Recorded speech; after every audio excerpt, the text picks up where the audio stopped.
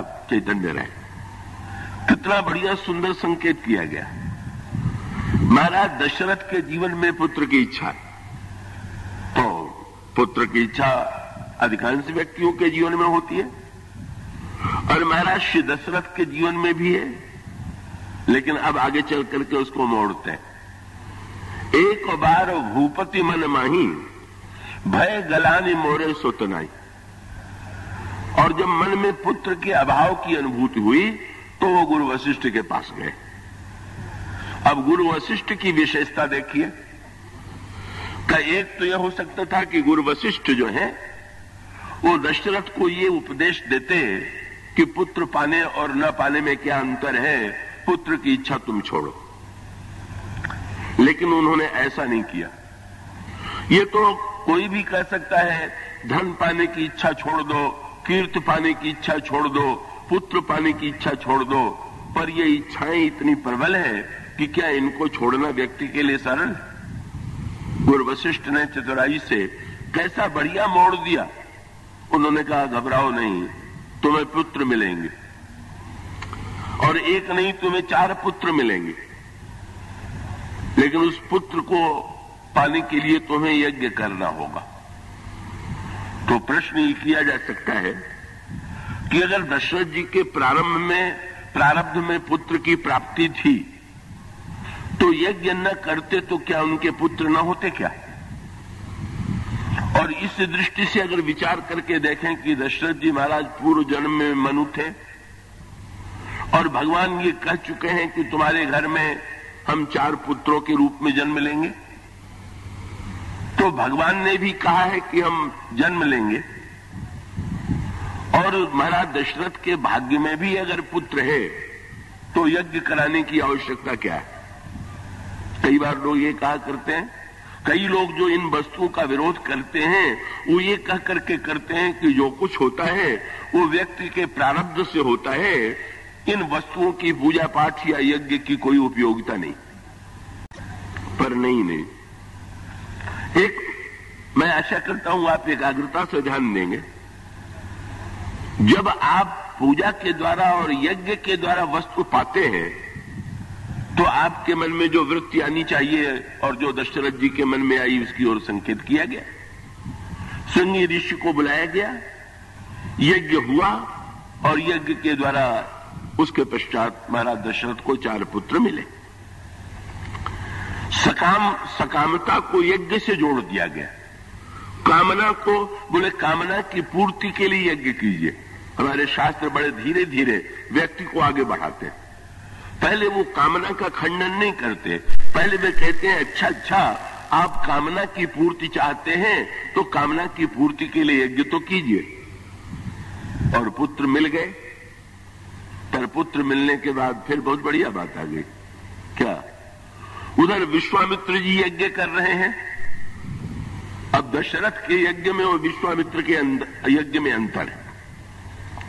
महाराज दशरथ का यज्ञ सकाम यज्ञ था, पुत्रेष्ट यज्ञ था, पुत्र को पाने के लिए यज्ञ था। और विश्वामित्र का अर्थ है जो विश्व का मित्र है। और उनका यज्ञ जो था वो पुत्र पाने या धन पाने के लिए या कीर्ति पाने के लिए नहीं था, विश्व कल्याण के लिए था। पर उस यज्ञ में बाधा पड़ रही है और तब उन्हें ध्यान में ये संकेत मिलता है कि यज्ञ की पूर्ति श्री राम लक्ष्मण के द्वारा होगी। श्री राम लक्ष्मण को पाने के लिए महाराज दशरथ के यहां जाना होगा। और वे महाराज श्री दशरथ के पास जाते हैं।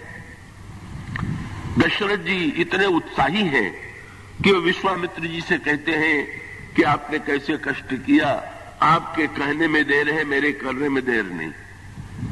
कई कारण आगमन तुम्हारा, कहू सो करत न लाऊ बारा।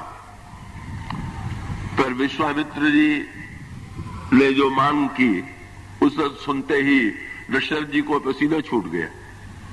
उन्होंने कहा अनुज समेत देहु रघुनाथा, निश्चर बद में हो बसना था। लक्ष्मण के साथ मुझे राम को दे दीजिए। महाराज दशरथ ने स्पष्ट शब्दों में कह दिया कि आप और जो भी वस्तु मांगे, मांगहु भूमि धेनु धन कोसा, सर्वस्व आजु देवु सहरोसा। देह प्राणते प्रिय कछु नाही, सो मुनि देव निमिखे कमाई, सब सुत मोही प्रिय प्राण की नाही, राम देत नहीं बने गुसाई। महाराज मैं तो राम को नहीं दे सकता। और तब विश्वामित्र जी ने वशिष्ठ जी की ओर देखा और वशिष्ठ जी ने दशरथ जी से तुरंत लिखा हुआ अगला वाक्य उन्होंने दिया कब? तब वशिष्ठ बहुविधि समझावा। वशिष्ठ ने समझाया। क्या समझाया? वशिष्ठ जी ने दशरथ जी को याद दिलाया, आप वो दिन भूल गए जब आप पुत्र के अभाव से व्याकुल थे? नहीं नहीं महाराज, वो भूला थोड़ी हूं। आपको पुत्र कैसे मिले थे? बोले आपकी कृपा से। नहीं, और क्या हुआ?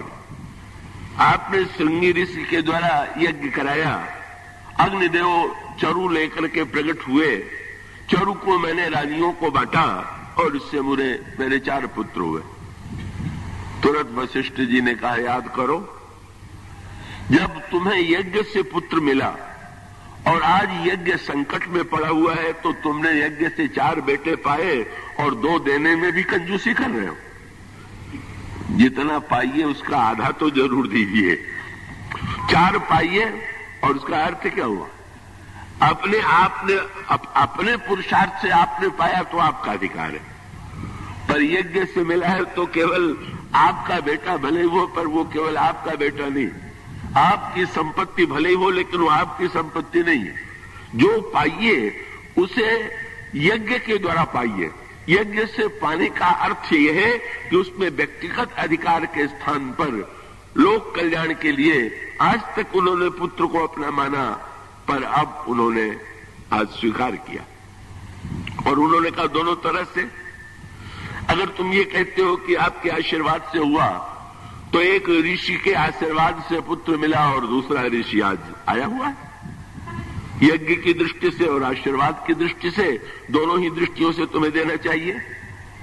और इस तरह से सकाम यज्ञ जो था वो निष्काम यज्ञ की ओर मुड़ गया। सकामता को निष्कामता की दिशा में, धन एकत्र कीजिए, संपत्ति एकत्र कीजिए, पर उसको फिर अपनी न मान करके लोक की सेवा में लगा दीजिए। पुत्र को प्राप्त कीजिए, पर पुत्र पर अपना निजी अधिकार न मान करके समाज में जब संकट की स्थिति आवे तो उस पुत्र को उस संकट के लिए अर्पित करने में संकोच न कीजिए। यही है सकाम यज्ञ का निष्काम यज्ञ की ओर से मुड़ना।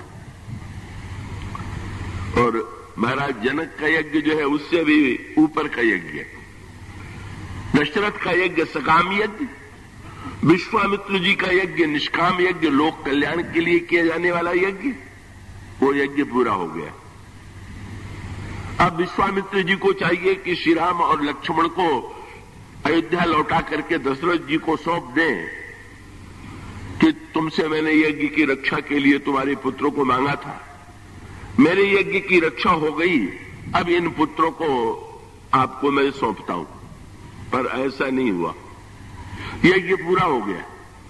महर्षि विश्वामित्र के आश्रम में भगवान राम रुके हुए और जनकपुर से सूचना आई और विश्वामित्र जी ने भगवान श्री राम से कहा कि राम जनकपुर चलना है। महाराज कहां? बोले वहां भी यज्ञ हो रहा है, और जब तुम्हारा जन्म यज्ञ से हुआ है, यज्ञ के लिए हुआ है, तो जहां यज्ञ है वहां तुम्हें चलना ही पड़ेगा। उस पर पिता से पूछने की कोई आवश्यकता नहीं, उनके अधिकार की बात नहीं है। जहां भी यज्ञ में संकट है तुम्हें चलना है। और ये जनक का यज्ञ और ऊंचा यज्ञ है, ये समर्पण यज्ञ है। कुछ पाने के लिए यज्ञ, कुछ न पाने के लिए यज्ञ, और उससे भी आगे बढ़ करके देने के लिए यज्ञ, ईश्वर को भी समर्पित करने के लिए सर्वश्रेष्ठ यज्ञ जो है महाराज श्री जनक का, क्योंकि वो भगवान की शक्ति को भगवान को अर्पित करने के लिए, सीता को श्री राम को अर्पित करने के लिए ही महानतम संकल्प लिए हुए हैं। विश्वामित्र का दशरथ सकाम, विश्वामित्र निष्काम, और जनक जो है परम तत्वज्ञ, महानतम निष्काम कर्मयोगी और समर्पण की वृत्ति से प्रेरित। श्री राम ने यह सुना।